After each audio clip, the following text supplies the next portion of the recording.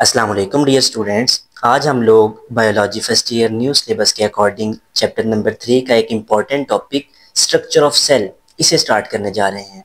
एक सेल का स्ट्रक्चर किस तरह का होता है, एक सेल के अंदर कौन कौन सी ऑर्गेनेलिज मौजूद हैं, कौन कौन से स्ट्रक्चर्स मौजूद हैं, इन सब को इस मेन हेडिंग के अंदर हम लोग डिस्कस करेंगे। इसमें आने वाले लेक्चर्स में हम लोग cell wall, plasma membrane and then cytoplasm और ऑर्गेनेलिज उन सब को डिस्कस करेंगे। तो ये इस सीरीज का पहला लेक्चर है जिसमें हम लोग सेल वॉल को स्टडी करेंगे। स्ट्रक्चर ऑफ सेल, पहले तो ये जान ले कि किस तरह से स्टडी किया जाता है। हम लोगों ने प्रीवियस लेक्चर्स में लाइट माइक्रोस्कोप और इलेक्ट्रॉन माइक्रोस्कोप उनको डिटेल से डिस्कस किया। लाइट माइक्रोस्कोप और इलेक्ट्रॉन माइक्रोस्कोप की मदद से एक सेल को विजुअलाइज किया जाता है और उसके अंदर मौजूद जो ऑर्गेनेलिज हैं, जो स्ट्रक्चर्स हैं, उनको डिटेल से स्टडी किया जाता है डियर स्टूडेंट्स। तो कुछ पॉइंट्स हैं जी इस टॉपिक में। ऑर्गेनिजम्स की जनरल क्लासिफिकेशन की बात की जाए तो ऑर्गेनिजम्स को हम लोग प्रोकैरियोटिक और यूकैरियोटिक ऑर्गेनिजम्स में डिवाइड करते हैं। तो ऑर्गेनिजम्स दो तरह के हो गए, एक ऐसे ऑर्गेनिजम्स जिनमें न्यूक्लियस मौजूद नहीं है जैसे कि बैक्टीरिया, और दूसरे ऐसे ऑर्गेनिजम्स जिनमें ट्रू न्यूक्लियस मौजूद है उनको यूकैरियोट्स कहते हैं। यूकैरियोट्स की फिर आगे दो टाइप्स आ गई जी, unicellular eukaryotes and multicellular eukaryotes. Unicellular eukaryotes ऐसे यूकैरियोट्स जिनकी सारी की सारी बॉडी एक सिंगल सेल के ऊपर मुश्तमिल हो तो उन्हें यूनिसेलुलर यूकैरियोट्स का नाम देंगे। ऐसे ऑर्गेनिजम्स हैं जी यीस्ट और यूग्लिना। ये दो इंपॉर्टेंट एमसीक्यूज हैं। आपसे पेपर में पूछ लिया जाए कि वो कौन से ऑर्गेनिज्म हैं जो कि यूनिसेलुलर यूकैरियोट्स हैं, तो आप यीस्ट और यूग्लिना इनको याद रखेंगे। मल्टी सेलुलर यूकैरियोट्स की बात की जाए, ऐसे यूकैरियोट्स जिनकी बॉडी एक से ज्यादा सेल के ऊपर मुश्तमिल हो, जिनमें सेल्स मिलकर एक ऑर्गेनिज्म को बनाए, तो वो मल्टी सेलुलर ऑर्गेनिजम्स होंगे, मल्टी सेलुलर यूकैरियोट्स होंगे। तो इनकी एग्जांपल है जी प्लांट्स एंड एनिमल्स। अब ये जो प्लांट्स हैं और प्रोकैरियोट्स हैं, इनके अंदर सेल के बाहर एक सेल वॉल मौजूद होती है, एक दीवार मौजूद होती है जो कि उन सेल्स को प्रोटेक्शन प्रोवाइड करती है। तो उसी सेल वॉल को आप लोग डिस्कस करने जा रहे हैं। सेल वॉल की डेफिनेशन की बात कर ली जाए तो प्लांट सेल के अंदर, बैक्टीरिया के अंदर जो आउटर मोस्ट वॉल होती है, जो एक दीवार होती है, उसको आप लोग सेल वॉल का नाम देते हैं। तो cell wall is a more or less solid layer around a cell. ये उसकी नेचर की बात की जा रही है कि वो सॉलिड नेचर की होती है अराउंड ए सेल, एक सेल के बाहर। ये किन किन सेल्स में मौजूद होती है, तो ये प्रेजेंट होती है जी बैक्टीरिया में, फंजाई में, प्लांट्स में और एल्गी में। बैक्टीरिया में ये कहाँ पर प्रेजेंट होती है, तो ये आप लोगों ने प्रीवियस चैप्टर में डिस्कस किया कि बैक्टीरिया के अंदर ये एक प्लाज्मा मेम्ब्रेन है और उस प्लाज्मा मेम्ब्रेन के बाहर ये एक सेल वॉल मौजूद है। तो ये सेल वॉल इस बैक्टीरिया के अंदर प्लाज्मा मेम्ब्रेन की बाहर वाली साइड के ऊपर मौजूद एक वॉल है, एक दीवार है जो कि इस बैक्टीरियल सेल को प्रोटेक्शन प्रोवाइड करती है। तो इसी तरह सेल वॉल, प्लांट सेल के अंदर प्लाज्मा मेम्ब्रेन के बाहर एक वॉल होगी जो कि उस प्लाज्मा मेम्ब्रेन को प्रोटेक्शन प्रोवाइड करेगी, अंदर जो सेल मौजूद है उसको प्रोटेक्शन प्रोवाइड करेगी। इसकी प्रेजेंस में एक पॉइंट कि it is not present in animal cells, ये एनिमल सेल्स के अंदर मौजूद नहीं होता, जस्ट प्लांट सेल्स में है, फंजाई में है, बैक्टीरिया और एल्गी में प्रेजेंट है ये। अब जिसके स्ट्रक्चर पर, तो ये एक जनरलाइज्ड प्लांट सेल मैंने यहाँ पर ड्रॉ किया है। तो ये देखें, इसकी ये प्लाज्मा मेम्ब्रेन है डियर स्टूडेंट्स। प्लाज्मा मेम्ब्रेन के अंदर वाली साइड पर एक फ्लूइड मौजूद है जिसको आप लोग साइटोप्लाज्म का नाम देते हैं। साइटोप्लाज्म में फिर फर्दर डिफरेंट ऑर्गेनेलिज मौजूद हैं, दरमियान में एक लार्ज वैक्यूल मौजूद होता है, एक न्यूक्लियस मौजूद होता है और डिफरेंट ऑर्गेनेलिज, क्लोरोप्लास्ट है, यहाँ पर माइटोकॉन्ड्रिया है, राइबोसोम्स हैं। तो इस तरह डिफरेंट ऑर्गेनेलिज फिर इस साइटोप्लाज्म के अंदर मौजूद होते हैं। प्लाज्मा मेम्ब्रेन और उसके अंदर जो कुछ भी मटेरियल मौजूद है, ख्वाह वो साइटोप्लाज्म है या उसके अंदर मौजूद जो ऑर्गेनेलिज हैं, उन सब को मिलाकर हम लोग एक प्रोटोप्लास्ट का नाम देते हैं। तो plasma membrane plus cytoplasm plus organelles या जिसके अंदर जो भी डिसॉल्व सब्सटेंसेस हैं, जो कुछ भी इसके अंदर मौजूद है, प्लाज्मा मेम्ब्रेन और उसके अंदर मौजूद हर एक चीज को मजमूई तौर के ऊपर हम लोग प्रोटोप्लास्ट का नाम देते हैं। राइट। अब प्रोटोप्लास्ट के ऊपर जो वॉल होगी उसको हम लोग सेल वॉल का नाम देंगे। और सेल वॉल में कौन सी वॉल है, ये प्राइमरी वॉल है, ये ट्रू वॉल है वहां पर। अब प्रोटोप्लास्ट और प्राइमरी वॉल, इनको वन बाय वन डिस्कस करते हैं। प्रोटोप्लास्ट की बात की जाए, when a cell wall is removed the remaining components are called protoplast. जब एक सेल में से सेल वॉल को रिमूव करवा लिया जाए तो उसके अंदर जो कुछ भी बचेगा उसको प्रोटोप्लास्ट का नाम देंगे। तो क्या क्या बचेगा जी, प्लाज्मा मेम्ब्रेन है, साइटोप्लाज्म है और उसके अंदर मौजूद ऑर्गेनेलीज हैं। तो इस तरह से आप लोग बात कर लें कि एक सेल वॉल को रिमूव करवाएं तो जो कुछ पीछे बच जाए वो प्रोटोप्लास्ट है, या इस तरह से कह लें कि प्लाज्मा मेम्ब्रेन, साइटोप्लाज्म और उसके अंदर मौजूद ऑर्गेनेलीज को मजमूई तौर पर प्रोटोप्लास्ट कहते हैं। दोनों तरह से बात दुरुस्त है। Cell wall is degraded by cell wall degrading enzymes. अब हमने बात की कि सेल वॉल को यहाँ से रिमूव करवाएंगे तो पीछे बचने वाली सारी की सारी चीज प्रोटोप्लास्ट कहलाएगी। तो अब सवाल ये है कि सेल वॉल को किस तरह से आप रिमूव करवा सकते हैं। तो इसके लिए हमारे पास डिफरेंट एंजाइम्स होते हैं जो कि इस वॉल को डिग्रेड कर देते हैं। जब इस वॉल को डिग्रेड कर देते हैं, खत्म कर देते हैं, तो बाकी बचने वाली चीज सारी की सारी प्रोटोप्लास्ट कहलाती है। तो ये 2 पॉइंट्स आपने प्रोटोप्लास्ट में डिस्कस किए। ये इंपॉर्टेंट शॉर्ट क्वेश्चन है, इनको आप लोग एज इट इज याद करेंगे। अब बात कर लेते हैं जी सेल वॉल में प्राइमरी वॉल की, इसी तरह पे सेकेंडरी वॉल भी एक आएगी। तो प्राइमरी वॉल की डिटेल देखें कि it is the actual cell wall या ट्रू सेल वॉल। तो आमतौर पे हम जब सेल वॉल की बात करते हैं तो हम लोग प्राइमरी वॉल की बात कर रहे होते हैं। प्राइमरी वॉल की कंपोजिशन की बात करें जी कि किन किन चीज़ों से मिलकर बनी होती है, तो ये पॉलीसेकेराइड से मिलकर बनी होती है।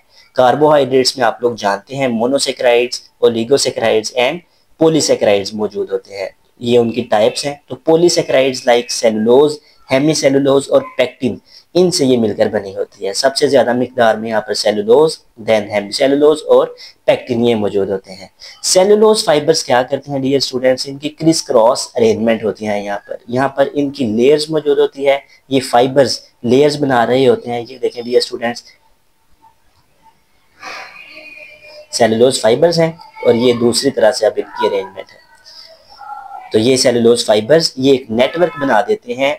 वही नेटवर्क इस प्राइमरी वॉल की स्ट्रेंथ का बायस है। तो प्राइमरी वॉल में सेलुलोज, हेमीसेलुलोज और पेक्टिन मौजूद होता है।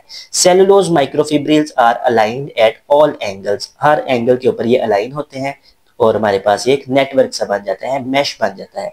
अब सवाल ये है कि ये सेलुलोज फाइबर्स ये तो अलग-अलग यहाँ पर मौजूद हैं, तो इनके दरमियान जो बॉन्डिंग है, इनके दरमियान जो स्ट्रेंथ है, जो इनको एक दूसरे के साथ जोड़े रखे है, वो कौन सी स्ट्रेंथ है। तो ये इंपॉर्टेंट एमसीक्यूज याद रखेंगे आप लोग कि वो हाइड्रोजन बॉन्ड्स हैं। सेलुलोज फाइबर्स के दरमियान जो बॉन्ड्स होते हैं उनको हाइड्रोजन बॉन्ड्स का नाम देते हैं। Many proteins are also present in primary wall. इन कंपाउंड्स के अलावा डिफरेंट प्रोटीन्स भी मौजूद होती हैं प्राइमरी वॉल के अंदर, जो कि मिलकर इस प्राइमरी वॉल का स्ट्रक्चर बना रही होती हैं। तो प्रोटोप्लास्ट के बाहर प्राइमरी वॉल मौजूद होती है और उसकी कॉम्पोजिशन ये भी आपने अच्छे से सीख ली। अब मूव करते हैं जी सेकेंडरी वॉल की तरफ। सेकेंडरी वॉल डियर स्टूडेंट्स तमाम प्लांट सेल्स के अंदर मौजूद नहीं होती। जो हम लोगों ने बात की कि प्राइमरी वॉल ये ट्रू सेल वॉल है, तो ये हर तरह के प्लांट सेल के अंदर मौजूद होगी, लेकिन सेकेंडरी वॉल ये सिर्फ खास तरह के प्लांट सेल्स होते हैं। प्लांट्स में कुछ खास पोर्शंस के सेल्स होते हैं जिनमें सेकेंडरी वॉल मौजूद होती है। तो जब हम आमतौर के ऊपर बात करें कि सेल वॉल है तो हम लोग प्राइमरी वॉल की बात करते हैं। जब स्पेशली मेंशन करें कि सेकेंडरी वॉल तो फिर इसकी बात करेंगे। प्राइमरी वॉल और प्लाज्मा मेम्ब्रेन, इनके दरमियान डियर स्टूडेंट्स सेकेंडरी वॉल मौजूद होती है। इसकी लोकेशन अच्छे से समझ लें। काफ़ी स्टूडेंट्स इस बात में कंफ्यूज रहते हैं कि सेकेंडरी वॉल है तो वो प्राइमरी वॉल की बाहर वाली साइड पर मौजूद होनी चाहिए, हालांकि ऐसा नहीं होता। ये प्राइमरी वॉल और प्लाज्मा मेम्ब्रेन उन दोनों के दरमियान मौजूद होती है डियर स्टूडेंट्स। ये पिंक कलर से मैंने प्राइमरी वॉल रिप्रेजेंट की है और ब्लू कलर से प्लाज्मा मेम्ब्रेन, इनके दरमियान ये ब्राउन कलर से सेकेंडरी वॉल मौजूद है। तो जब प्लांट सेल्स मैच्योर हो जाते हैं तो उनकी प्राइमरी वॉल और प्लाज्मा मेम्ब्रेन के दरमियान एक सेकेंडरी वॉल तैयार की जाती है। अब सेकेंडरी वॉल में जो जो पॉइंट्स हैं उनको डिस्कस कर लेते हैं। इन सम प्लांट सेल्स, कुछ प्लांट सेल्स में आफ्टर मैच्योरेशन के बाद इस secondary wall is made between protoplast and primary wall. तो ये एक वॉल तैयार की जाती है। It contains lignin. ये आप लोग एमसीक्यूज नहीं भूलेंगे कि सेकेंडरी वॉल की जो स्ट्रेंथ है वो लिग्निन की वजह से होती है। ये कंपाउंड जो होता है ये प्लांट सेल में सेकेंडरी वॉल को स्टिफनेस प्रोवाइड करता है, हार्डनेस प्रोवाइड करता है। तो लिग्निन एक ऐसा कंपाउंड हुआ जो कि सेकेंडरी सेल वॉल की स्ट्रेंथ का बायस बनता है। सेलुलोज मौजूद होता है जैसा कि प्राइमरी वॉल में था और हेमीसेलुलोज मौजूद होता है। Secondary wall is more rigid than primary wall due to the presence of lignin. यहाँ पर सेकेंडरी वॉल में आप लोगों ने 3 एमसीक्यू सीख लिया डियर स्टूडेंट्स। पहला कि ये प्राइमरी वॉल के इनसाइड मौजूद होता है, ये आपसे एमसीक्यूज पूछा जाएगा। दूसरा कि इसमें जो स्टिफनिंग एजेंट है जिसकी वजह से इसमें रिजिडनेस है, इसमें स्टिफनेस है, हार्डनेस है, वो लिग्निन है। और तीसरा एमसीक्यूज, सेकेंडरी वॉल ये प्राइमरी वॉल से ज्यादा सख्त होती है, ज्यादा रिजिड होती है, ज्यादा स्टिफ होती है, तो ये स्टिफ लिग्निन की वजह से होती है। मूव करते हैं जी मिडल लैमेला की तरफ। दो सेल्स मैंने यहाँ पर ड्रॉ किए हैं, ये उस सेल की प्राइमरी वॉल, ये उसके अंदर मौजूद प्लाज्मा मेम्ब्रेन। सेकेंडरी वॉल मैंने चूंकि कहा कि तमाम सेल्स में मौजूद नहीं होती, तो उसको अभी आप लोग यहाँ पर डिस्कस ना करें।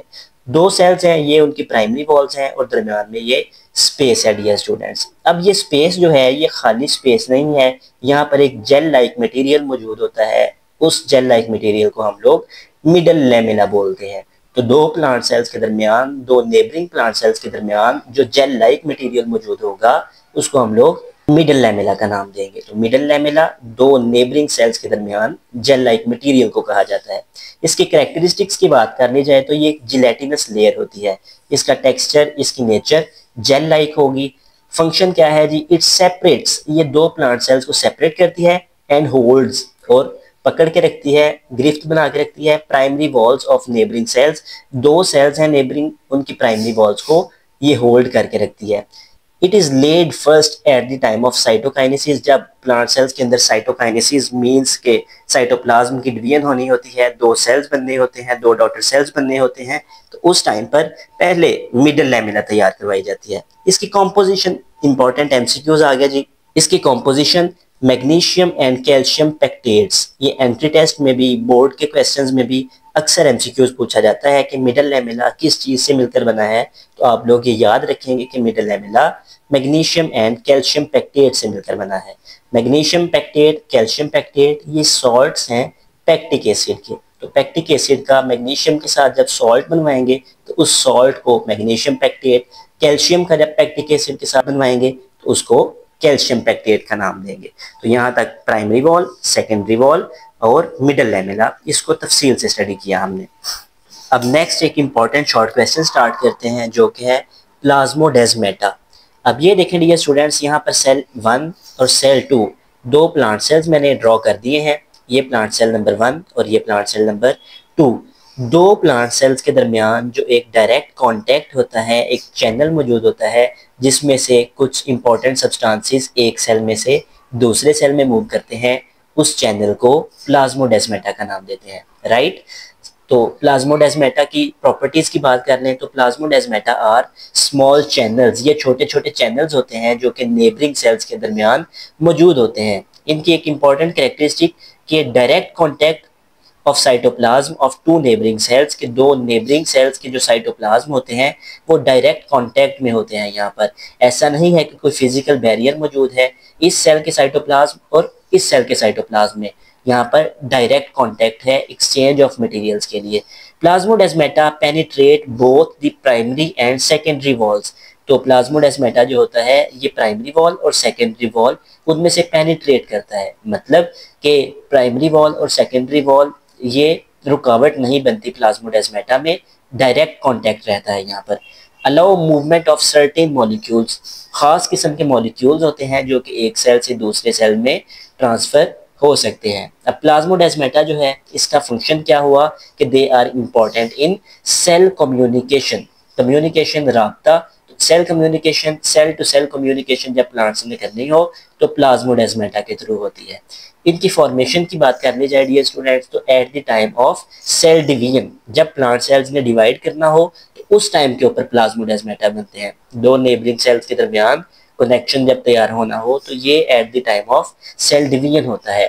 Parts of endoplasmic reticulum get trapped in the new cell wall, तो एंडोप्लाज्मिक रेटिकुलम के कुछ पार्ट्स न्यू सेल वॉल में ट्रैप होते हैं जिनसे फिर प्लाज्मोडेस्माटा बनता है। ये एक डिटेल टॉपिक है कि किस तरह से प्लाज्मोडेस्माटा बनता है, लेकिन आपके सिलेबस में इंक्लूड नहीं है। आप लोग जस्ट ये याद रखें कि एंडोप्लाज्मिक रेटिकुलम के कुछ पोर्शंस वो इस प्लाज्मोडेस्माटा की फॉर्मेशन में रोल प्ले करते हैं। प्लाज्मोडेस्माटा, इसका स्ट्रक्चर, इसके फंक्शन और इसकी फॉर्मेशन, ये एक इंपॉर्टेंट शॉर्ट क्वेश्चन है, बोर्ड में इस पूछे जाने के काफ़ी ज़्यादा चांसेस हैं।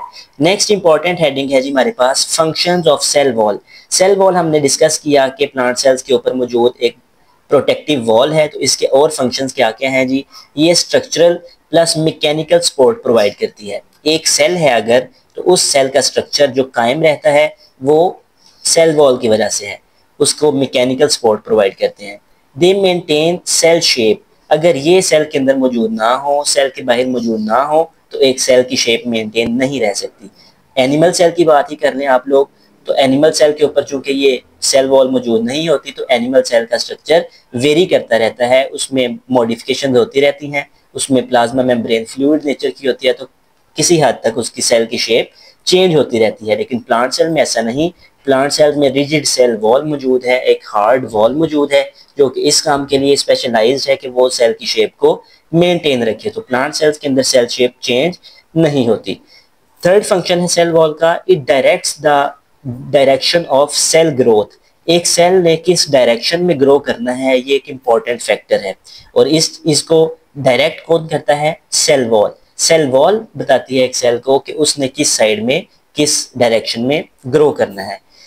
Fourth function, it prevents expansion of cell. Expansion, फैल जाना। सेल, एक सेल किस हालत में फैलता है? जब उसके अंदर वाटर बहुत ज्यादा एंटर हो जाता है। जब प्लांट सेल को आप लोग एक हाइपोटोनिक इन्वायरमेंट प्रोवाइड करें तो वाटर आउटसाइड से इनसाइड द सेल मूव करना स्टार्ट कर जाता है। अब जब वाटर इनसाइड आ गया तो ये सेल के ऊपर प्रेशर एक्सर्ट करेगा और प्लाज्मा मेम्ब्रेन ये रप्चर होने का खतरा है। लेकिन इस कंडीशन में प्लांट सेल के ऊपर एक सेल वॉल मौजूद होती है जो कि इस सेल को, इस प्लांट सेल को ज़्यादा एक्सपेंड नहीं होने देती। जब ज़्यादा एक्सपेंड नहीं होने देती तो प्लांट सेल का स्ट्रक्चर ये मेंटेन रहता है, प्लांट सेल रप्चर नहीं होता। तो ये फंक्शन ऑफ सेल वॉल में, सेल वॉल का एक इंपॉर्टेंट फंक्शन है कि ये एक्सपेंशन ऑफ सेल को प्रिवेंट करती है।